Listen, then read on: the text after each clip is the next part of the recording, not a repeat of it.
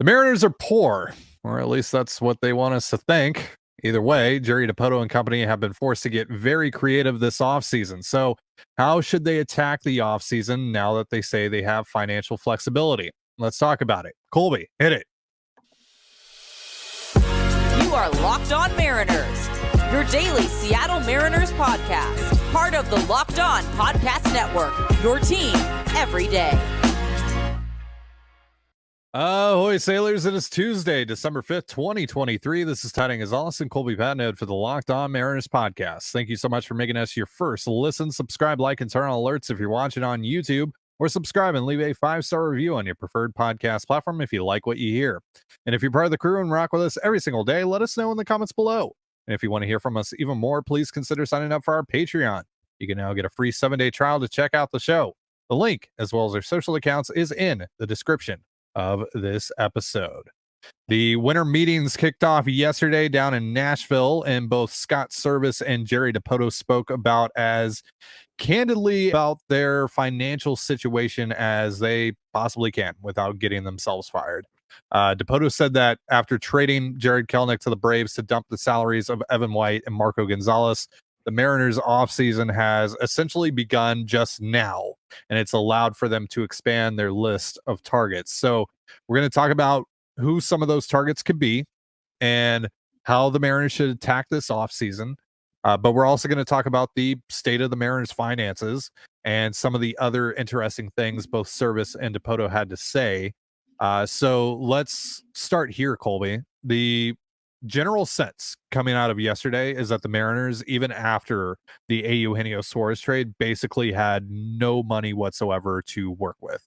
Ryan Divish said as much in a response to someone on Twitter that, quote, they have money now, they didn't yesterday. What do you make of that? I make of it that Johnston's a coward who needs to talk to the fans instead of hiding behind Jerry Dipoto. Also, it's pretty shameful that Jerry Dipoto has been put in a place where he has to be in charge of not only the baseball ops department, he has to be in charge of your business somehow. That doesn't make a lot of sense, especially when you said you were going to separate the two. But I don't know. It sure looks like the business side is dictating to the baseball side instead of the other way around. So, do I think that they had no money before they made this trade the other day? I really hope not, because this trade only cleared $15 million. What are you going to get with $15 million? Like one good bat, and a bench guy? Whoop-de-doo. So I don't know if it's about, all of a sudden Johnston did a 180 and he's giving Jerry more money. That doesn't seem likely, because we know Stanton's a coward and he's cheap. So what do? I don't know. I don't know what to think of Divish's statements, because they're contradicted by other people and then they're confirmed by other people, and nobody seems to have any clue what the Seattle Mariners are doing or what they're willing to do this winter. And that is the fault of John Stanton and the ownership group. And I don't know how Jerry and Justin are supposed to handle a situation where the amount of money they have to spend is basically dictated by the whims of one person. Which seemingly can happen at any time, because apparently the reduced payroll number wasn't given to Jerry until about 3 weeks ago. You know what was 3 weeks ago? The opening day of free agency. So the day of free agency, or right around there, they got told they had less money to spend, is what I'm gathering here. So I don't know what to think of Divish's article, because I don't know how much of it is true. I don't doubt Divish has been told those things, but nobody seems to be able to get a firm answer on the Mariners, where they're at payroll wise, what to believe, what not. Everybody's kind of got contradictory reports what the final numbers is allowed to be and all that stuff. And, meanwhile, the ownership group just sits back, lets Jerry and Justin and Scott take all the arrows, lets the players get furious because they don't understand what's happening. And, lets the fans basically run amok, because we're just trying to understand what's happening here, and nobody will just speak to us like we're adults, because that's what cowards do. They hide in the shadows and they just reap the rewards of what other hardworking people have actually put into, turning this franchise around. So I don't know. I don't know what to think. if John Stanton was a good owner and an accountable owner, he would get on the Mariners flagship station right now or set up a press conference and say to the fan base, there are a lot of reports out there about what money we have or what money we don't have and who we're in on and who we're out on. This is what it is. Let's just cut through the BS and talk about it. And he's not going to do that. He's not going to do that. No. He's going to continue to allow Jerry Dipoto to take arrows for him. Jerry Dipoto to continue spewing word vomit every time he gets in front of a microphone and make things ultimately worse with every little thing he continues to say, because even Jerry right now is kind of contradicting himself with the statements that he's making. It's not just reports out there. It's Jerry himself is contradicting himself because, you know, he says in the end of season press conference, payroll is going to go up beyond where it was in 2023. Then obviously, you know, they trade Eugenio Suarez, which is at least partly a money saving move. They trade Jarred Kelenic in order to dump the salaries of Evan White and Marco Gonzales. But then after doing that, doubles down and says, yeah, payroll is going to go beyond where it was in 2023. But then yesterday says, well, our offseason actually began today because of that trade. And we weren't really able to do the things that we want to do until we opened up more payroll. So what's the truth here? What's going on? I assume that this is some sort of cover for the fact that Stanton once again has pulled the rug out from under Jerry Dipoto and Justin Hollander, as he has done in previous off seasons. So this isn't the first time we've heard this song and dance from Jerry Dipoto. This isn't the first time Jerry has gone up there at the for the end of season press conference and has spoken more optimistically about the financial flexibility he would have, only to change his tune midway through the off season. Right. In the past, the excuses have been the effects of the pandemic. And then it was, oh, well, let's see if this team is good enough to win and sustain winning. Well, they won 90 games in back-to-back seasons and ended the longest playoff drought in professional sports. And then it was, oh, well, our payroll is going to crest in 2026, so we have to account for that. Now this year, it's the TV deal. And while the RSN stuff is an actual problem, not just for the Mariners, but across the league, we know that this is having an impact. But it's hard not to buy that it's at least, to a certain degree, an excuse to maximize profits, because the Mariners are projecting that they're not going to make as much off of their TV deals as they have in previous years. Mm-hmm. Right. It's about profits above all else. And it's not about just making a profit. It's about making a specific profit that will make the ownership happy. And if anything goes wrong or anything kind of messes that causes the profit number to go down, not below zero, but just to go down at all, they're taking it right out of the baseball budget instead of just taking it out of their own profits, which is what a responsible owner would do. So, there's no shortage of mics. If John Stanton wants to get in front of a mic and tell people what's up, there are going to be 1,000 of them shoved in his face. He can go on MLB Network. He can go on Root Sports, which his team apparently owns, allegedly. He can go on 710, which is the flagship station of the Seattle Mariners. Of course, they're going to put him on the air. He can even pick Mike Salk to lob him softball questions, but he needs to do something. And what is he going to do? Nothing. Because he doesn't care about you. He doesn't care about his ball club. He doesn't care about the fan base. He'll tell you he does. All I care about is winning. And yet he's done nothing to back up his words. Nothing. So, yeah, step up or shut up. And shutting up's not really an option right now because your franchise right now, kind of the laughing stock of baseball. Nobody's quite sure what you're doing. Your fan base is furious, and obviously your manager is not too happy with you either. And neither are the players in that clubhouse. You're losing the fan base. You're losing the players. You're losing momentum that has been hard built over the last 3 or 4 years. All because you don't want to step up and be a man and have some accountability for your decisions. Yeah. We're going to keep talking about this, but first, a reminder: this episode of the Locked On Mariners podcast is brought to you by Jase Medical. You know, we spend a lot of time talking together, you and I. We get fired up together on wins and losses, who starts and who sits. And I'm thankful for that connection we have. But today, I want our chat to be a little more personal. I just learned that you can get a 1-year supply on ED medications. You realize what that means? Bring on extended travel, bring on the next natural disaster or supply chain issue because you are covered, my friend. You don't have to worry anymore about whether or not you can refill your generics for Cialis, Viagra, or Revatio prescription. And this is possible because of our friends over at Jase Medical. Go online right now at jasemedical.com to receive your 12-month supply on your daily medication. Remember to use the promo code LOCKEDON, that's LOCKEDON, at checkout for a discount as well. A verified customer had this to say about Jase. Quote, I am thankful for this service. Supply chain issues caused me to cut pills in half to have it.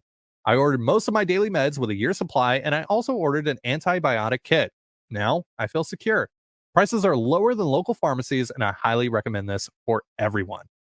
So, if you or someone you love will get some peace of mind by having a year's supply of any daily med, go to jasemedical.com to see if it's offered for you. Remember to use the promo code LOCKEDON, that's LOCKEDON, $20 off your purchase. And you're listening to the Locked On Mariners podcast. Thank you again for making us your first listen. And as a reminder, Locked On has launched the first ever national sports 24/7 streaming channel on YouTube. Locked On Sports Today is here for you 24/7, covering the top sports stories of the day with the local experts of Locked On, plus our national shows covering every league. Go to Locked On Sports Today on YouTube and subscribe to the first ever national sports 24/7 streaming channel, part of the Locked On Podcast Network, your team every day. And once again, a reminder, this is our last 5-show week of 2023, and for the next couple of months we'll be going back to 5 shows around the time that pitchers and catchers report. But in the meantime, starting next week, we are going to be 3 shows a week here. We're going to be posting Monday, Wednesday, and Friday. CTZ over on our Patreon will be posted on Tuesdays and Thursdays. So Colby and I are just recording 1 show a day here for the next couple of months. But of course, if the Mariners, make any deals on the weekend or on a Tuesday or a Thursday, you can be sure we'll do an emergency podcast on those days if we're available. So lastly, question of the day. I don't have one. Colby, do you have a question of the day? Why is Johnston such a coward? Ooh, why is he such a coward? Better yet, what would you say to John Stanton right now? And try to keep it clean. Try to don't get too unhinged with it down in the comments. I don't want to have to delete any posts down below. Be creative with your discuss. So the Mariners apparently now have financial flexibility. Oh, no. Just now. Now, after they removed, 7 guys from the 26-man roster. Now they okay, cool. Right. Good to know. Now. Right. Just now. Scott Service is even pissed. It's pretty clear. He should be. Service with the we're working with the cards we're dealt is the best way he would put it. Essentially what he said yesterday. And even Jerry, I mean, the fact that Jerry is being pretty open about the financial situation says a lot, because he knows how the fans are going to take that. He knows that those quotes are going out there, and he knows what the temperature of this fan base is. He knows what he's doing by saying that. And I don't really blame either one of them for being furious about this, especially again, they outright basically said that the rug was pulled out from under them, but it makes their jobs infinitely harder. It opens up the door now for the front office to make more mistakes, to fail, because now there is more pressure upon them to take shots on players, to trade valuable assets, whether those are major league players or minor league players, to try and get better, because they don't have enough financial flexibility or enough financial support from ownership to at least have some fallback options, to at least have other avenues to explore where they're not pinned in a corner.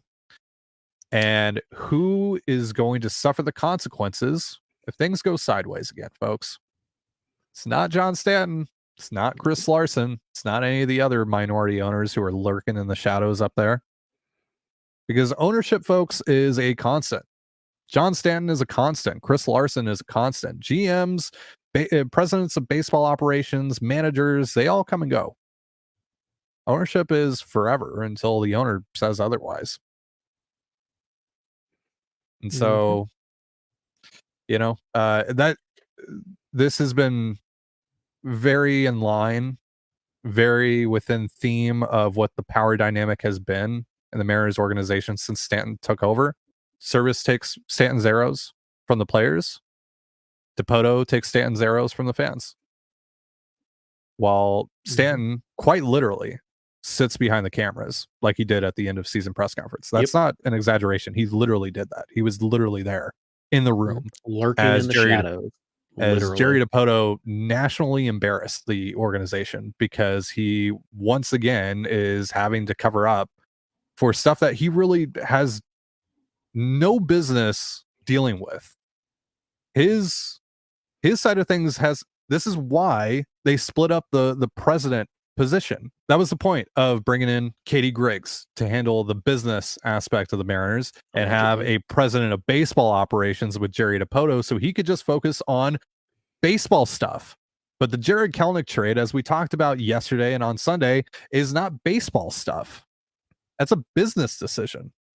Jerry Dipoto and Justin Hollander have a plan for this offseason, or they had a plan. They had a vision for this offseason and thought that they were going to have X amount of dollars to execute that vision. And then all of a sudden, no, you actually have this amount of money. And so now they've had to manufacture a way to get back to the point where they feel that they can accomplish what they feel they need to accomplish this offseason. Mm-hmm.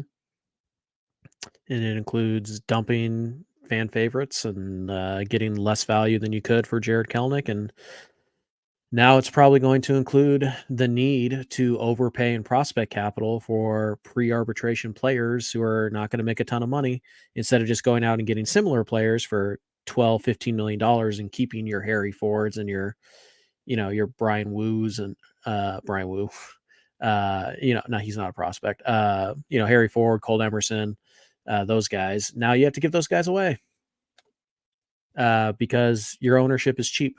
And all of a sudden now because of the alleged lateness of which, this change in available money came down the pipe. Now you're kind of starting from ground zero.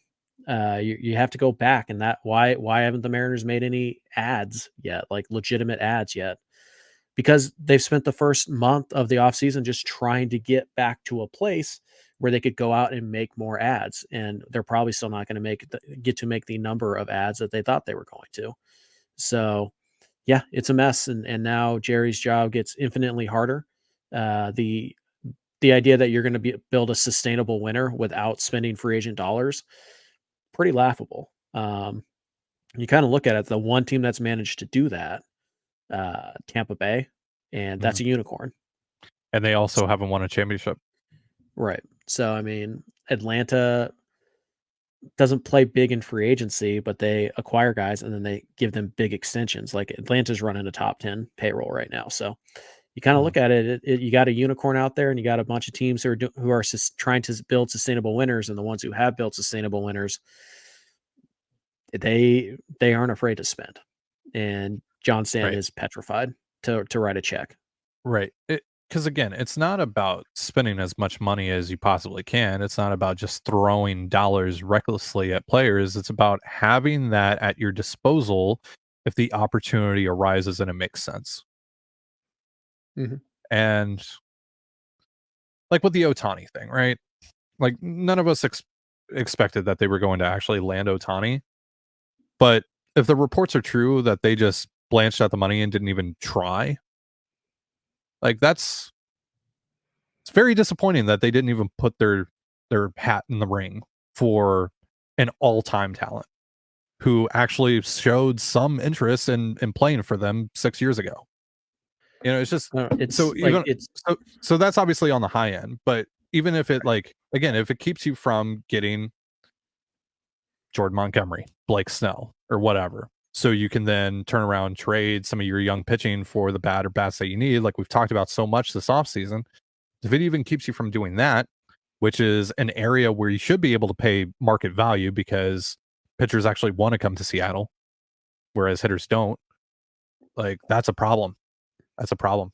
And if it's even stopping you from being able to just add a couple of, $10 to $15 million players, that's a legitimate problem. It's a major, major problem. Yep.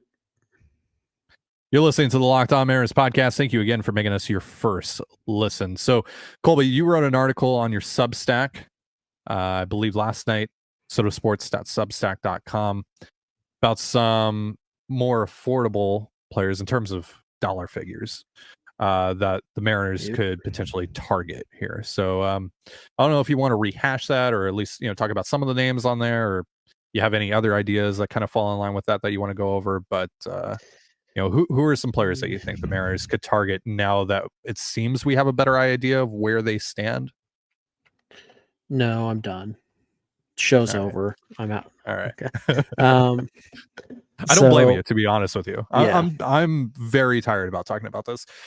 Guys, we try to not do the payroll discussion as much as possible because there's so much of that out there already. Whether you go on Twitter, whether you listen to the radio, it's so much. All the discussion around this team right now is understandably dominated by payroll, but it's unavoidable right now. They've outright just said, which, they haven't in the past, right? There's always been, Jerry, even last year, came on the show and said, we have money. We have money to spend. But this time he said, no, we actually didn't. We had to make a move to get money.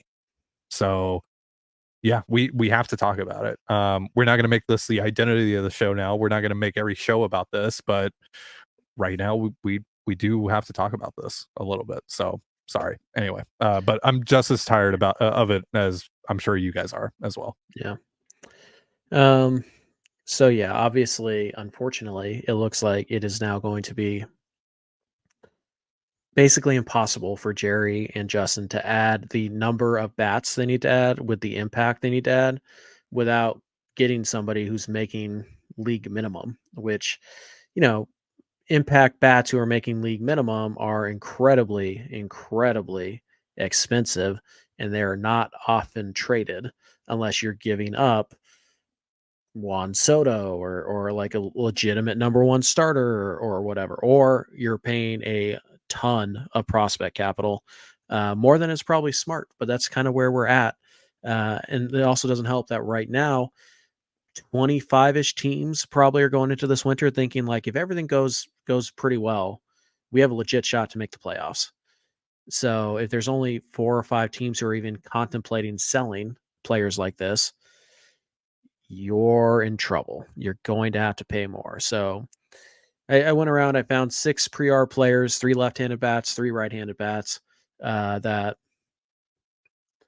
makes sense for Seattle, but honestly, the list, maybe 2 of these guys I would classify as likely movers. So it's it's a bit of a risk here. So just go through some real fast. Kerry Carpenter of the Tigers.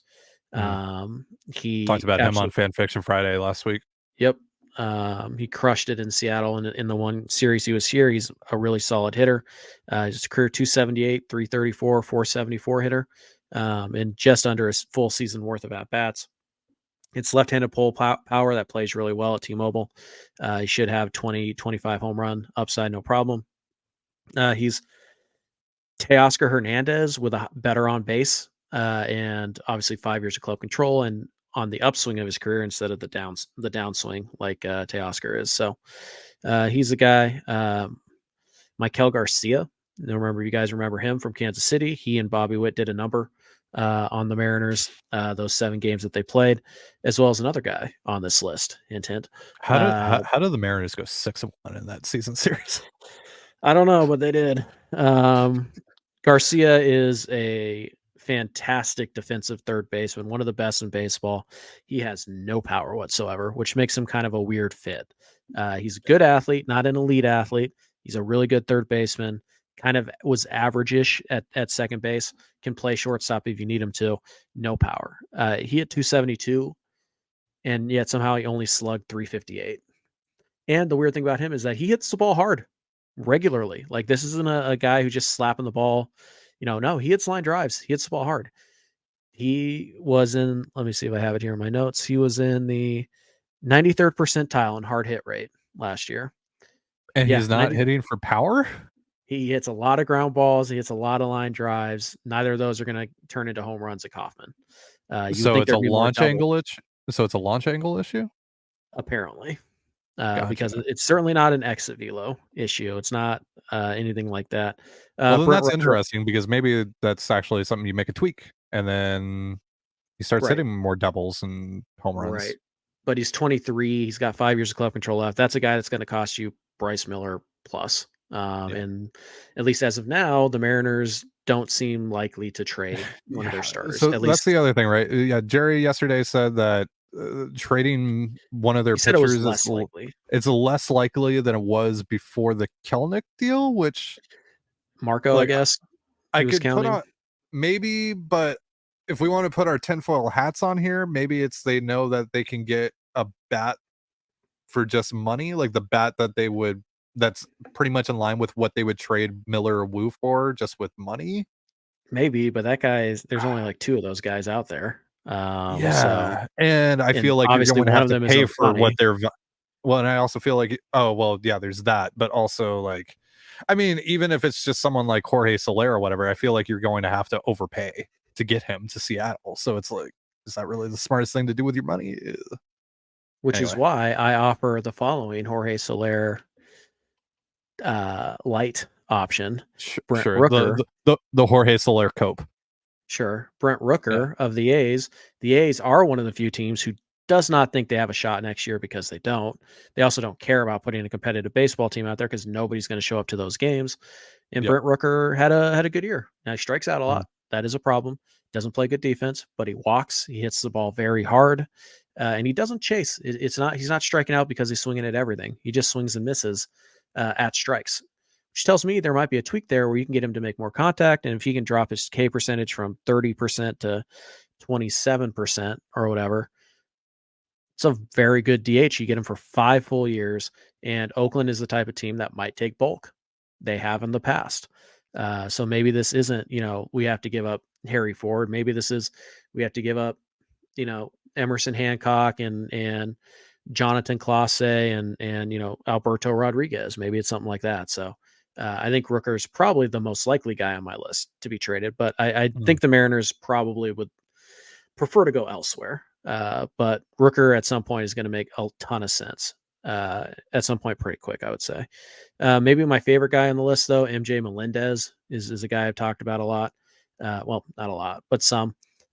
He, decent year in Kansas City, but it's really his second half that has me intrigued. Last year in the final 64 games for Kansas City, he hit 273, 352, 485.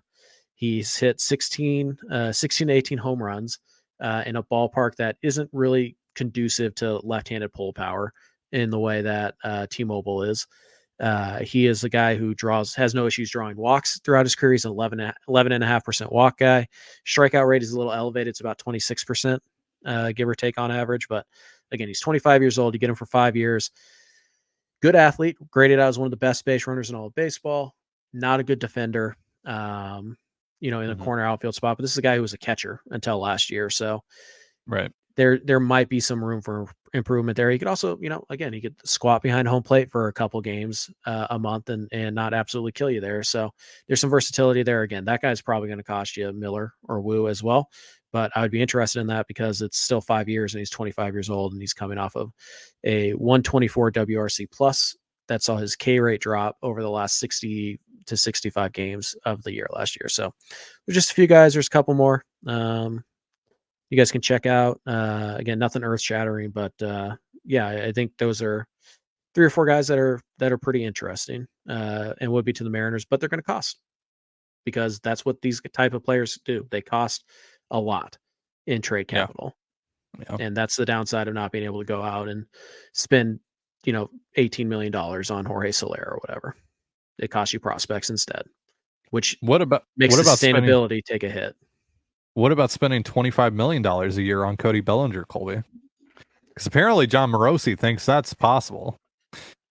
This is where we throw our heads back in laughter. Ha ha ha ha. Even if the Mariners all of a sudden now have like $35 million to spend on free agency, you need 3 bats, at the very least 2. Why would you go spend and probably 26 4? Yeah. Like, why would you go spend 26 to 28 million of your 35 million on one player if you even have it? Right. No, you got to spread it. Unless you're going to go sign Cody Bellinger and then go acquire 2 of these guys on your list and completely gut the top end of your farm system. Doesn't make sense. You got to spread that money out a little bit. Unfortunately, Jerry has to think about that type of stuff because, again, Johnston is a coward. Yeah. So John Morosi today, he checked off another player that he's linked to the Mariners.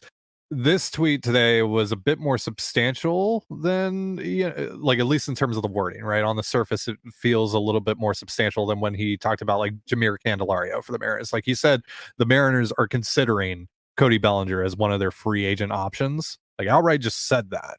Like that's as if that's something that he's heard. I've been told though that that's false. Like that they haven't considered Cody Bellinger, or that they're not like in on Cody Bellinger right now or anything of the like, because again,